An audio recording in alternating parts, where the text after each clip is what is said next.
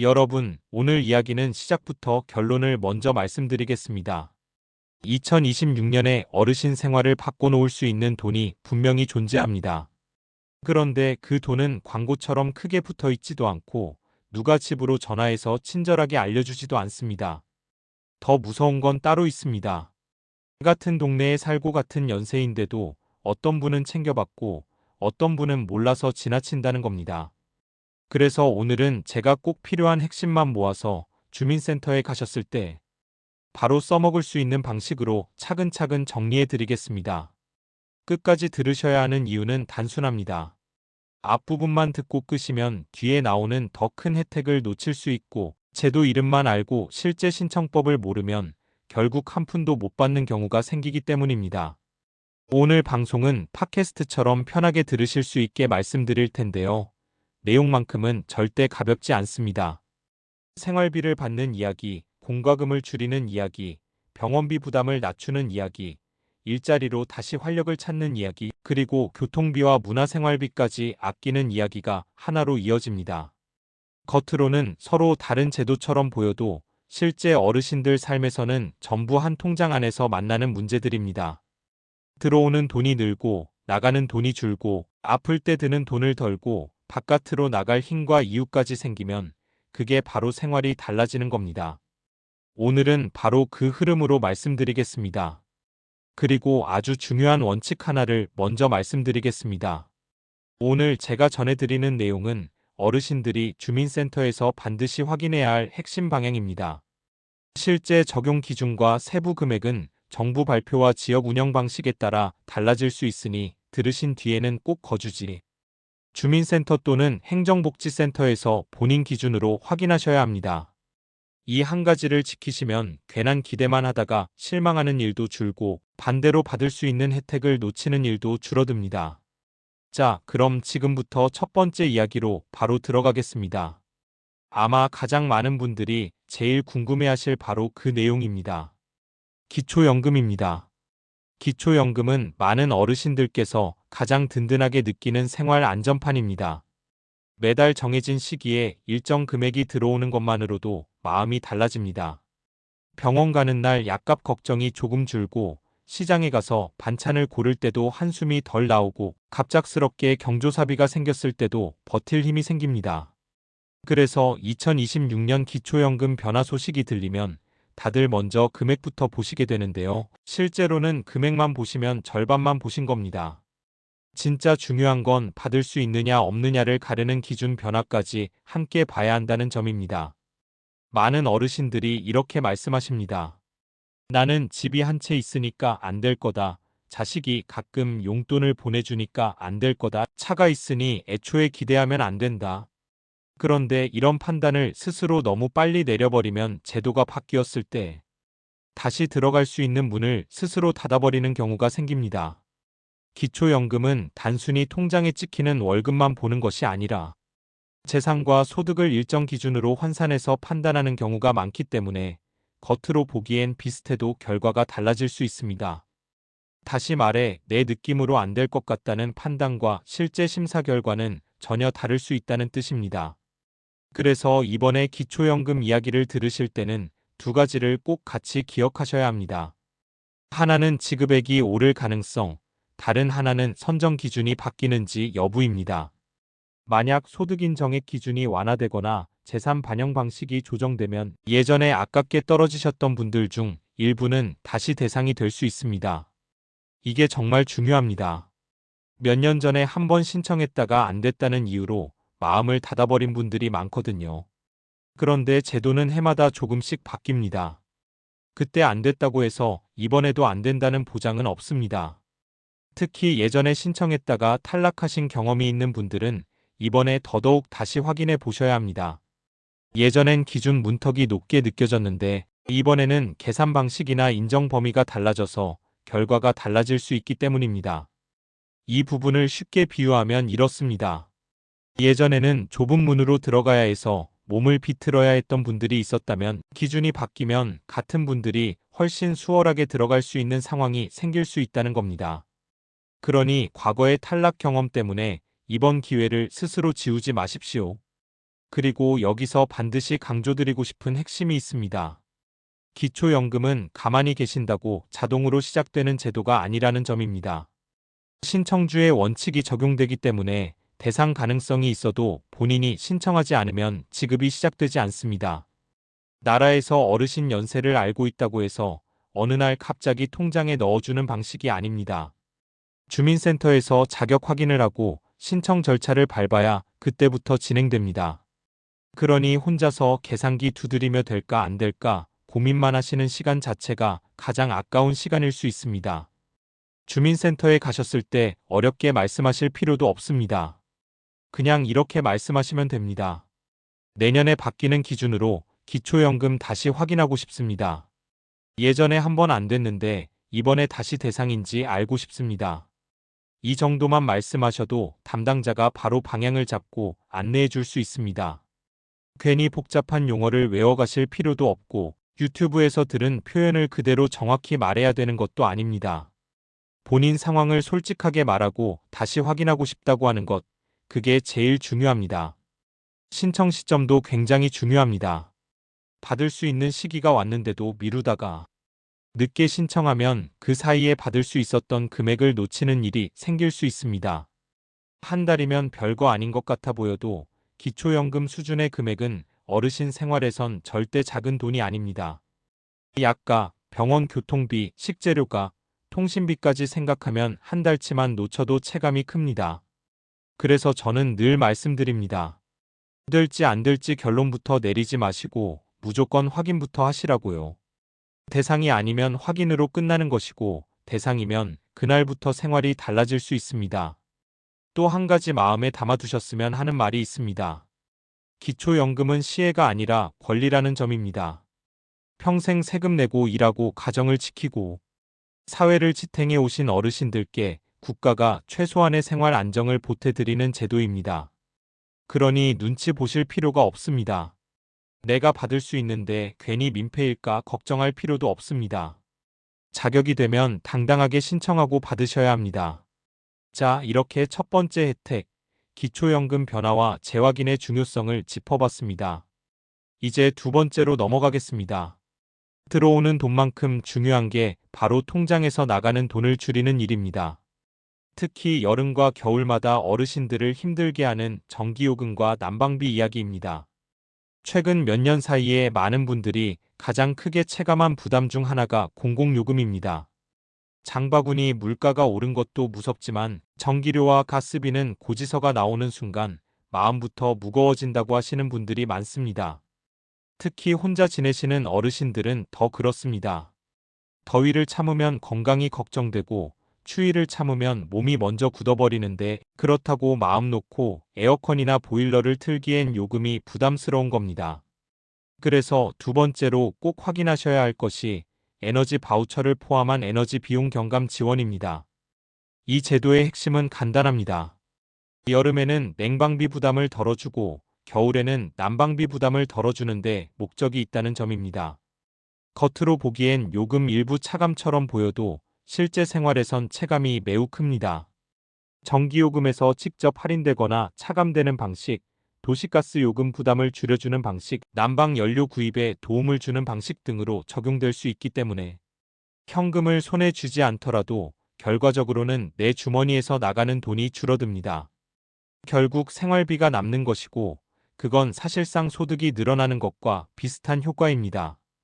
특히 여름철에는 전기요금이 무서워서 선풍기만 켜고 버티다가 탈진할 뻔했다는 이야기를 자주 듣습니다. 겨울철에는 보일러를 아껴 틀다가 관절 통증이 심해지고 감기나 기관지 문제로 병원비가 더 든 경우도 적지 않습니다. 그래서 에너지 지원은 단순히 공과금 절약 제도가 아닙니다. 어르신 건강을 지키는 제도라고 보셔야 합니다. 전기요금 몇만 원 아끼려다가 병원비가 더 커지면 오히려 손해입니다. 나라에서 지원해주는 길이 있다면 그걸 활용해서 몸을 지키는 것이 가장 현명한 선택입니다. 여기서 꼭 짚어야 할 부분이 있습니다. 많은 분들이 작년에 받았으니 올해도 자동으로 되겠지 하고 생각하십니다. 그런데 실제로는 해마다 자격 확인이 필요하거나 정보 갱신이 필요한 경우가 있고 가구 상황이나 수급 상태, 주소, 난방 방식 변화에 따라 적용이 달라지는 경우도 있습니다. 그래서 작년에 받았다는 이유만 믿고 가만히 계시면 이번에 제대로 적용이 안 되거나 오히려 더 나은 방식으로 받을 기회를 놓칠 수도 있습니다. 한 번 받았던 제도일수록 더 다시 확인하는 습관이 필요합니다. 또 지원 방식은 사용하는 에너지원에 따라 체감이 달라질 수 있습니다. 도시가스를 쓰시는 분, 전기 중심 난방을 하시는 분, 기름 보일러를 쓰시는 분은 각각 안내받는 내용이 조금씩 다를 수 있습니다. 그래서 주민센터에 가실 때는 내가 어떤 방식으로 냉난방을 쓰고 있는지 정도만 떠올리고 가시면 상담이 훨씬 빠릅니다. 자세한 서류는 현장에서 필요한 것을 안내받으시면 되지만 내 생활 형태를 알고 가는 것만으로도 설명이 훨씬 쉬워집니다. 그리고 이 부분도 꼭 기억해 두십시오. 공공요금 감면 제도나 바우처 제도는 현금성 지원처럼 눈에 바로 보이지 않아서 중요도가 낮아 보일 수 있습니다. 하지만 실제로는 매달 통장에서 빠져나가는 돈을 줄여주는 효과가 크기 때문에 기초연금 못지않게 체감이 큽니다. 특히 고정지출이 큰 어르신들께는 이런 절감형 혜택이 매우 중요합니다. 기초연금을 확인하러 가시는 날 에너지 지원도 함께 물어보십시오. 따로 날 잡아 다시 가려면 그 자체가 부담이 되어 미루기 쉽습니다. 한번 방문했을 때 묶어서 확인하는 게 제일 좋습니다. 거동이 불편해서 직접 가시기 어려운 분들도 포기하지 마십시오. 가족이나 대리인을 통한 문의가 가능한지, 어떤 절차가 필요한지 주민센터에 먼저 물어보시면 방법이 열리는 경우가 있습니다. 직접 못 간다고 아예 안 되는 게 아닌 경우가 꽤 많습니다. 중요한 건 묻는 겁니다. 물어보지 않으면 제도는 나와 상관없는 종이 위 글자에 머무르지만 물어보는 순간 내 생활을 바꾸는 도구가 됩니다. 자, 이렇게 두 번째 혜택까지 챙겼습니다. 이제 들어오는 돈과 나가는 돈, 두 축을 건드렸습니다. 다음은 어르신들께서 정말 절실하게 느끼시는 분야, 병원비와 치료비 부담 이야기로 넘어가겠습니다. 세 번째는 건강과 직결된 의료비 부담 완화 이야기입니다. 많은 어르신들이 무릎, 허리, 어깨, 관절 통증을 나이 탓으로 돌리며 참고 버티시는 경우가 많습니다. 그런데 실제로 일상에서 가장 크게 불편을 주는 부위를 여쭤보면 치아를 먼저 말씀하시는 분들이 정말 많습니다. 밥을 제대로 씹을 수 없고 잇몸이 아프고 틀니가 맞지 않으면 식사 시간이 괴롭고 그게 하루 종일 기운을 떨어뜨리기 때문입니다. 그래서 오늘 세 번째 파트에서는 치과 치료를 중심으로 한 의료비 부담 완화 가능성과 주민센터에서 꼭 확인해야 할 포인트를 말씀드리겠습니다. 치과 치료는 이름만 들어도 부담부터 느껴지시는 분들이 많습니다. 임플란트, 틀니, 보철, 잇몸 치료, 검사 비용까지 하나씩 쌓이면 생각보다 빠르게 큰돈이 됩니다. 그래서 통증이 있어도 진통제로 버티고 딱딱한 음식은 포기하고 나중에 하자고 미루다가 치료 범위가 더 커지는 경우가 흔합니다. 그런데 치아 문제는 단순히 입안의 불편함으로 끝나지 않습니다. 잘 씹지 못하면 식사량이 줄고 영양 섭취가 불균형해지고 체력과 근력이 떨어지고 결국 전신 건강에도 영향을 줍니다. 치아 건강은 노후의 식사, 체력, 기분, 대인관계까지 연결되는 핵심입니다.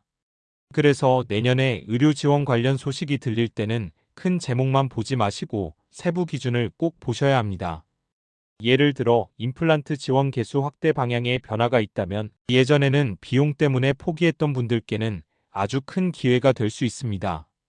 또 틀니 교체 주기나 본인 부담 경감 기준이 조정된다면 헐거운 틀니로 상처를 입으면서도 버티셨던 분들에게는 생활 자체가 달라지는 변화가 될 수 있습니다. 뉴스 기사에서는 짧게 지나가는 문장 한 줄이 실제 어르신들에겐 식사의 질과 통증 수준을 바꾸는 일입니다. 임플란트는 어르신들 사이에서 질문이 가장 많은 항목 중 하나입니다.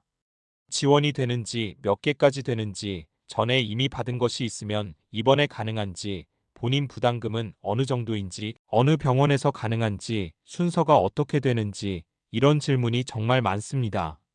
그런데 많은 분들이 이 질문을 치과에 먼저 가서만 하십니다. 치과 상담도 물론 중요하지만 복지성 지원이나 자격 확인이 필요한 경우엔 주민센터나 관련 행정 창구에서 먼저 큰 틀을 확인해 두시는 편이 훨씬 수월합니다. 내가 대상인지, 어떤 절차가 필요한지, 어떤 확인을 먼저 받아야 하는지 알면 치과 상담도 훨씬 선명해집니다. 틀니를 사용하시는 분들도 마찬가지입니다. 오래 쓴 틀니는 맞춤이 틀어지고 잇몸 상태가 변하면서 상처를 만들고 통증을 키우기 쉽습니다. 그런데 교체 비용이 부담되니 계속 참고 계시다가 식사량이 줄고 그러다 체력이 떨어지는 악순환으로 가는 경우가 있습니다. 만약 교체 주기가 단축되거나 지원 기준이 완화되는 변화가 생긴다면 그건 단순한 편의가 아니라 건강 유지의 시작점이 됩니다. 밥을 편하게 드실 수 있어야 약도 잘 드시고 기운도 생기고 바깥 활동도 할 수 있습니다. 또 일부 지역이나 일부 조건에서는 치과 치료비 경감, 의료비 지원, 추가 바우처 성격의 보조 프로그램을 운영하는 경우도 있습니다. 전국이 완전히 똑같지는 않을 수 있고 지역마다 운영 방식이 다를 수 있으므로 이럴 때일수록 주민센터에서 꼭 내 지역 기준으로 확인하셔야 합니다. 내가 사는 곳에서 운영하는 보조 사업이 있는지, 건강보험 자격이나 소득 수준에 따라 연계 가능한 제도가 있는지, 치과 외에 다른 치료 영역에도 도움받을 수 있는지 한 번에 물어보는 것이 좋습니다. 여기서 주의하실 점도 있습니다. 소문만 듣고 무턱대고 예약부터 잡거나 반대로 아직 확정도 안 된 이야기를 사실처럼 믿고 계속 기다리기만 하는 태도는 둘 다 위험합니다. 가장 좋은 순서는 제도 변경 소식을 들으면 먼저 주민센터에서 확인하고 대상과 절차를 파악한 뒤 병원이나 치과 상담으로 연결하는 겁니다. 이 순서를 지키면 불필요한 혼란과 헛걸음을 줄일 수 있습니다. 특히 예산 배정이나 접수 순서가 영향을 주는 제도는 확인 시점이 늦어질수록 체감 손해가 커질 수 있으니 미루지 않는 것이 중요합니다. 치아 건강은 노후의 존엄과도 연결됩니다. 먹는 즐거움, 웃는 자신감, 사랑과 대화하는 편안함이 모두 치아와 연결되기 때문입니다. 그래서 세 번째 혜택은 단순한 치료비 절약 이야기가 아니라 삶의 질을 지키는 이야기로 보셔야 합니다. 기초연금, 에너지 지원 확인하러 가시는 날에 치과 관련 지원 확대 여부도 꼭 함께 문의하십시오. 임플란트, 틀니, 본인 부담 경감, 지역, 보조 사업까지 한 번에 여쭤보시면 생각보다 많은 정보가 나올 수 있습니다. 자, 이렇게 건강 파트까지 살펴봤습니다. 이제부터는 지원을 받는 이야기에서 한 걸음 더 나아가 어르신들이 직접 활동하면서 소득과 활력을 함께 챙길 수 있는 이야기로 넘어가겠습니다.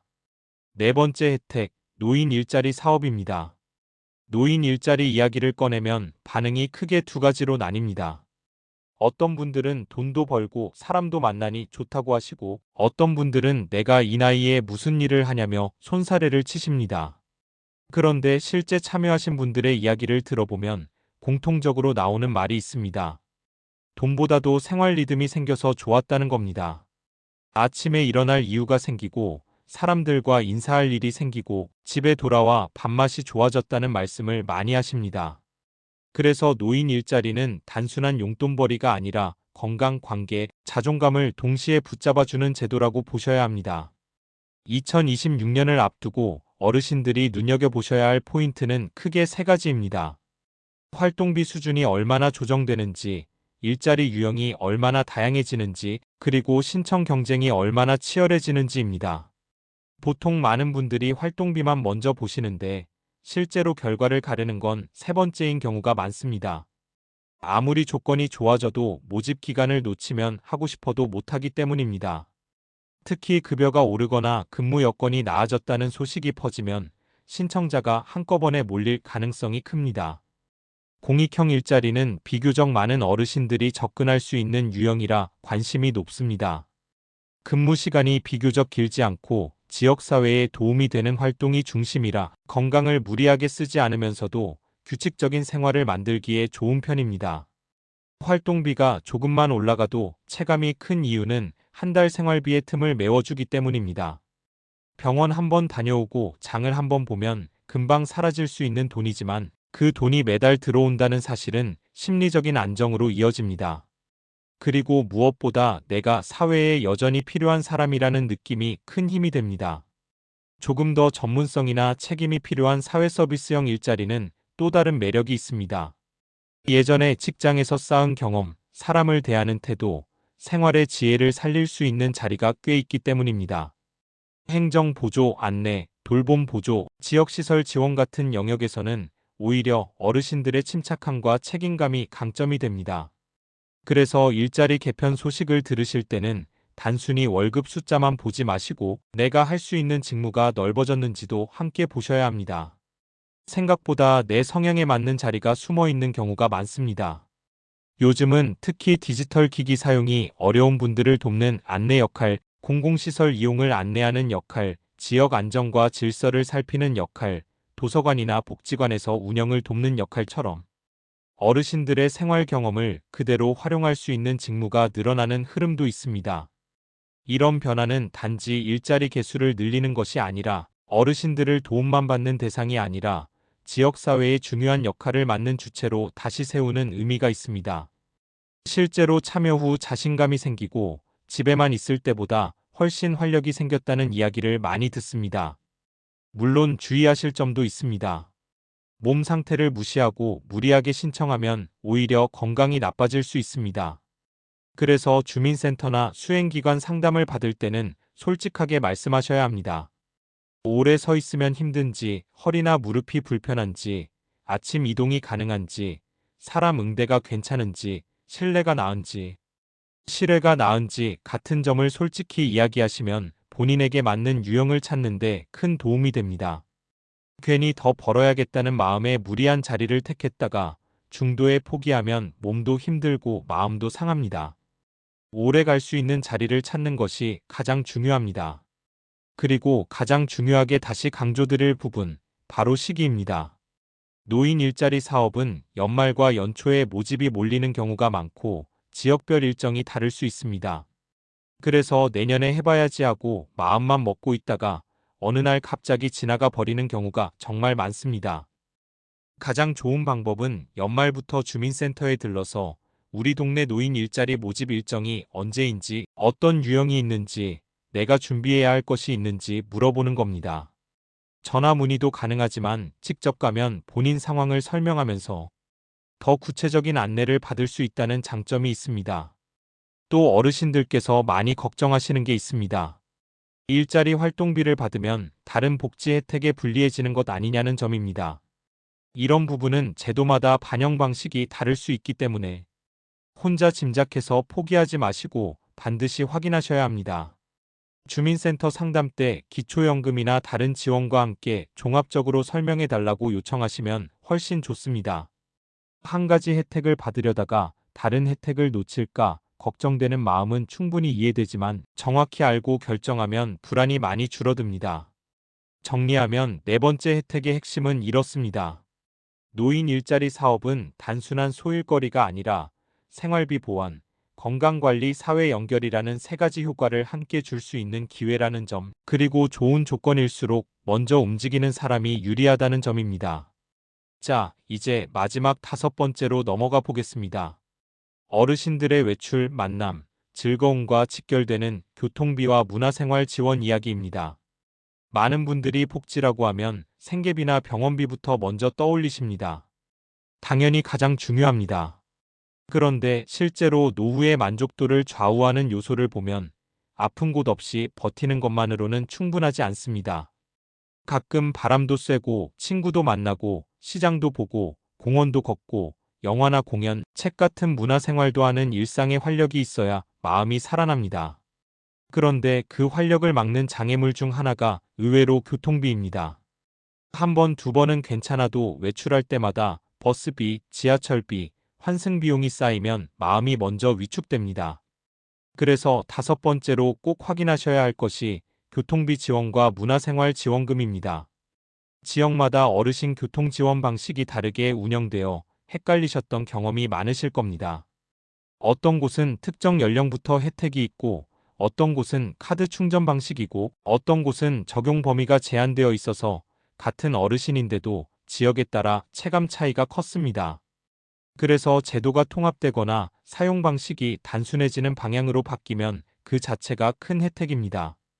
복지 제도는 금액도 중요하지만 쓰기 쉬워야 실제 도움이 됩니다. 카드가 있어도 어디서 쓰는지 몰라 서랍에 넣어두면 아무 소용이 없으니까요. 교통비 지원이 좋은 이유는 단순히 이동비를 아끼는 데서 끝나지 않는다는 점입니다. 병원 갈 때 쓰고, 주민센터 갈 때 쓰고, 친구 만나러 갈 때 쓰고, 종교시설이나 공원, 시장, 문화시설에 갈 때도 쓸 수 있습니다. 하나의 지원이 생활 여러 영역에 동시에 영향을 줍니다. 외출 빈도가 늘어나면 활동량이 늘고, 사람 만나는 횟수가 늘고, 집에만 계실 때보다 기분도 훨씬 나아질 수 있습니다. 그래서 교통비 지원은 어르신 건강과 정서에 간접적으로 큰 영향을 주는 생활형 복지라고 보셔야 합니다. 여기에 문화생활 지원까지 함께 붙으면 효과는 더 커집니다. 영화 한 편, 공연 한 번, 책 한 권, 전시 한 번이 젊은 사람 눈에는 작은 지출처럼 보여도 어르신들께는 하루를 기다리게 만드는 큰 즐거움이 될 수 있습니다. 문화생활은 돈이 남아야 누리는 사치가 아니라 마음 건강을 지키는 생활입니다. 특히 혼자 지내시는 시간이 긴 분들에게는 바깥으로 나갈 이유가 되어주기도 합니다. 그러니 문화 바우처류 제도가 확대되거나 사용처가 넓어진다면 꼭 확인해 보셔야 합니다. 나라에서 마련해 둔 지원으로 내 마음을 돌보는 것은 전혀 눈치 볼 일이 아닙니다. 이런 제도의 공통점은 카드 발급이나 갱신, 자격 확인 같은 절차가 필요한 경우가 많다는 점입니다. 기존에 쓰시던 카드가 그대로 되는지, 새 카드로 바꿔야 하는지, 충전 방식이 달라졌는지, 사용 가능한 곳이 어디인지 같은 세부 정보는 직접 확인하지 않으면 알기 어렵습니다. 그래서 내년에 교통지원이나 문화지원 제도 변경 소식을 들으시면 주민센터에서 꼭 물어보셔야 합니다. 우리 지역 어르신 교통지원이 어떻게 바뀌는지, 기존 카드 갱신이 필요한지, 문화지원과 연계가 되는지, 신청 시기가 언제인지 한 번에 확인하시는 게 좋습니다. 또 어르신들 가운데 이런 말씀하시는 분들도 많습니다. 나는 집 근처만 다니니 이런 건 필요 없다. 요즘은 나갈 일이 별로 없다. 그런데 막상 병원 일정이 늘어나거나 자녀 집에 다녀올 일이 생기거나 동네 모임이 생기면 그때부터 교통비 부담이 확 느껴집니다. 혜택은 필요해졌을 때 시작하면 늦을 수 있습니다.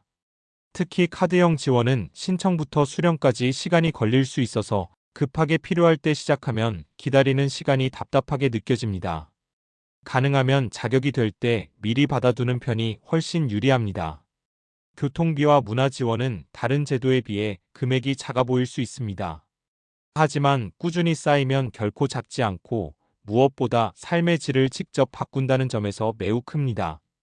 병원비를 줄여주는 제도가 몸을 지켜준다면 교통과 문화 지원은 마음과 관계를 지켜줍니다. 집 안에만 계시는 시간이 길어질수록 몸과 마음이 함께 좁아지기 쉽습니다. 나라에서 이동비와 문화비를 지원해 준다면 그걸 발판으로 다시 세상과 연결되는 것이 가장 현명합니다. 자, 이렇게 5번째 혜택까지 살펴봤습니다. 이제부터가 정말 중요합니다. 지금까지 들으신 5가지 혜택은 제도 이름을 아는 것만으로는 아무 일도 일어나지 않습니다. 기초연금이든 에너지 지원이든 의료비 경감이든 노인 일자리든 교통비와 문화 지원이든 결국 실제 생활을 바꾸는 순간은 주민센터에서 확인하고 신청하는 순간부터 시작됩니다. 그래서 지금부터는 어르신들께서 단 한 푼도 놓치지 않기 위해 꼭 기억하셔야 할 실행 순서를 라디오처럼 편안하게, 그러나 아주 분명하게 말씀드리겠습니다. 첫 번째로 마음부터 바꾸셔야 합니다.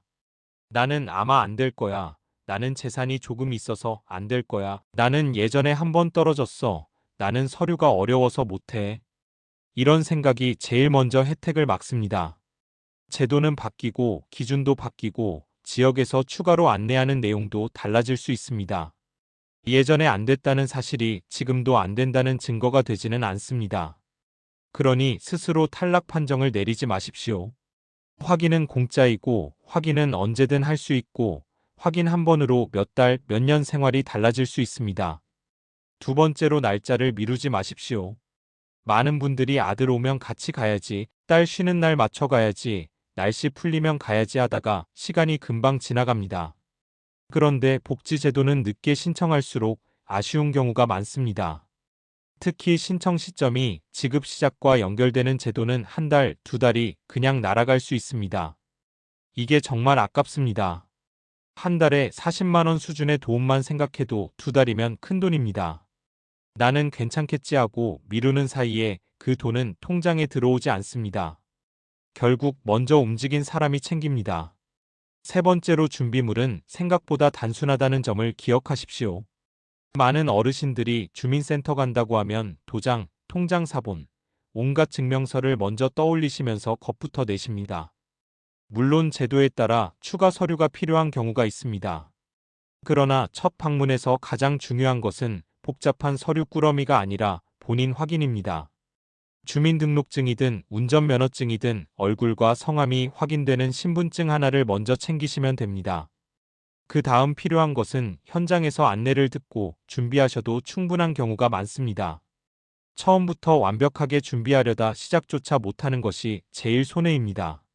네 번째로 주민센터에 가셨을 때 말문이 막힐까 걱정하지 마십시오. 창구에서 어렵게 설명하지 않아도 됩니다. 그냥 이렇게 말씀하시면 됩니다.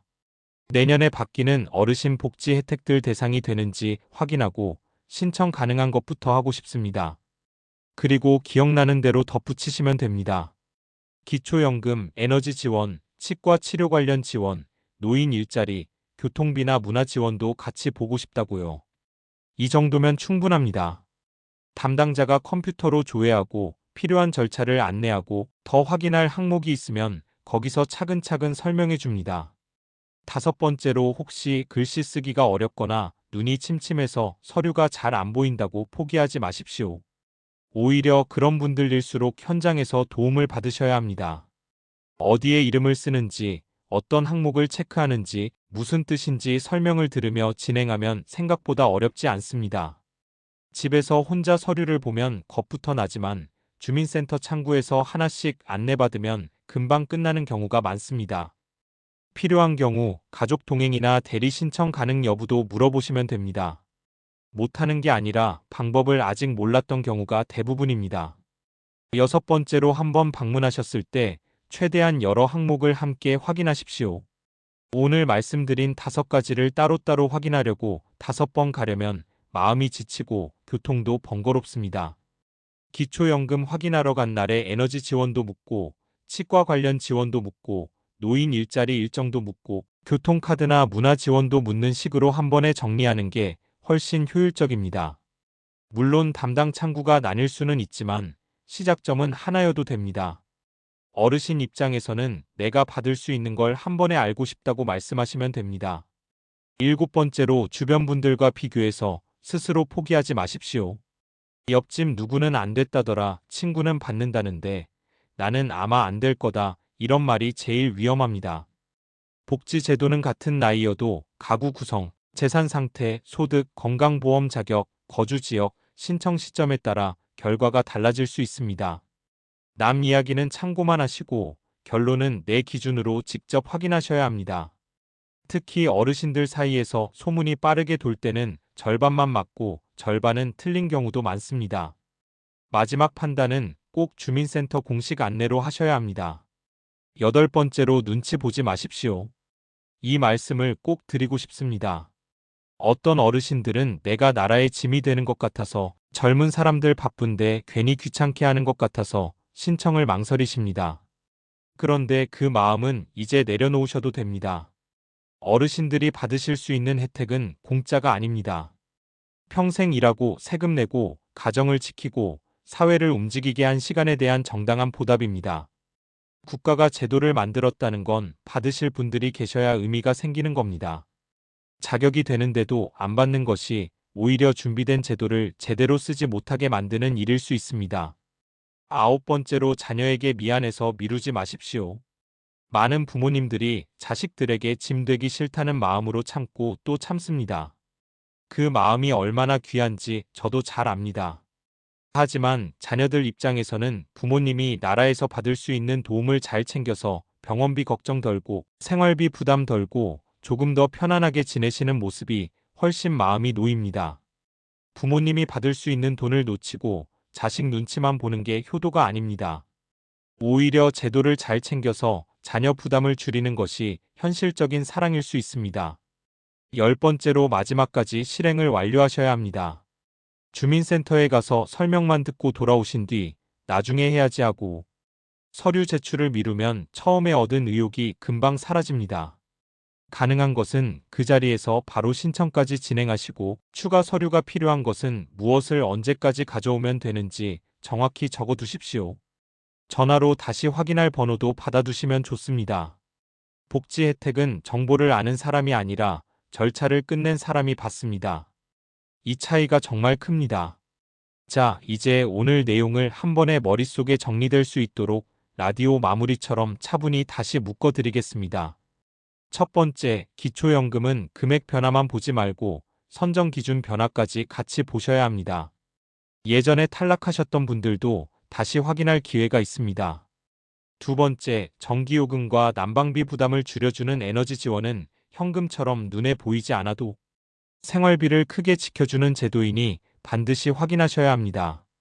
세 번째, 치과 치료를 포함한 의료비 부담 완화 가능성은 단순한 절약을 넘어 식사와 건강, 삶의 질을 지키는 문제이니 미루지 말고 문의하셔야 합니다. 네 번째, 노인 일자리 사업은 용돈벌이를 넘어 건강과 관계, 자존감을 살리는 기회가 될 수 있으니 연말과 연초 모집 시기를 놓치지 마셔야 합니다. 다섯 번째, 교통비와 문화생활 지원은 외출과 만남, 마음 건강을 지켜주는 생활형 복지이니 카드 발급과 갱신 여부까지 확인하셔야 합니다. 그리고 이 다섯 가지를 다 묶는 마지막 열쇠는 하나입니다. 신청주의입니다. 나라가 어르신 사정을 다 알아서 통장에 꽂아주는 방식이 아니라 내가 먼저 확인하고 신청해야 비로소 움직이는 구조라는 점을 잊지 마십시오. 이 원칙 하나만 제대로 이해하셔도 복지 혜택을 보는 눈이 달라집니다. 이제는 소문만 듣고 기다리는 것이 아니라 직접 확인하고 챙기는 방향으로 바뀌게 됩니다. 그것이 바로 손해보지 않는 첫걸음입니다. 혹시 마음 한구석에 이런 걱정이 남아있을 수도 있습니다. 내가 가서 물어봤는데 해당 사항이 없다고 하면 괜히 민망하지 않을까? 서류가 복잡하면 창피하지 않을까? 직원이 바쁘면 눈치 보이지 않을까? 어르신들, 그런 걱정은 주민센터 문턱 넘는 순간 많이 사라질 가능성이 큽니다. 요즘은 어르신 복지 안내를 위해 상담을 차근차근 도와주는 경우가 많고 모르면 모른다고 말씀하셔도 됩니다. 오히려 궁금한 걸 정확히 물으시는 분이 제도를 더 잘 챙겨가십니다. 민망한 건 모르는 게 아니라 받을 수 있는 걸 모르고 지나치는 겁니다. 또 어떤 분들은 내가 지금까지 몰랐던 게 너무 분해서 마음이 상하실 수도 있습니다. 그런데 지금이라도 아신 게 중요합니다. 복지는 뒤늦게 알았다고 끝나는 게 아니라 그때부터 움직이면 다음 달부터, 올해부터, 내년부터 달라질 수 있는 영역이 많습니다. 이미 지나간 시간을 탓하기보다 지금부터 챙길 수 있는 걸 챙기는 것이 훨씬 이득입니다. 오늘 방송이 바로 그 출발점이 되었으면 합니다. 내일 아침 해가 뜨면 가장 먼저 하실 일 복잡하지 않습니다. 장롱 깊숙이 넣어두셨든 지갑 속에 넣어두셨든 신분증부터 꺼내십시오. 그리고 편한 옷 입으시고 너무 겁먹지 마시고 가까운 주민센터나 행정복지센터에 가셔서 이렇게 말씀하시면 됩니다. 내년에 바뀌는 어르신 복지 혜택들 제가 해당되는지 확인하고 싶습니다. 이 한마디가 생활비를 바꾸고 공과금 부담을 줄이고 치료비 걱정을 덜고 다시 바깥으로 나갈 힘을 만드는 시작이 될 수 있습니다. 오늘 제가 길게 말씀드린 이유는 단순히 정보를 나열하려는 게 아니었습니다.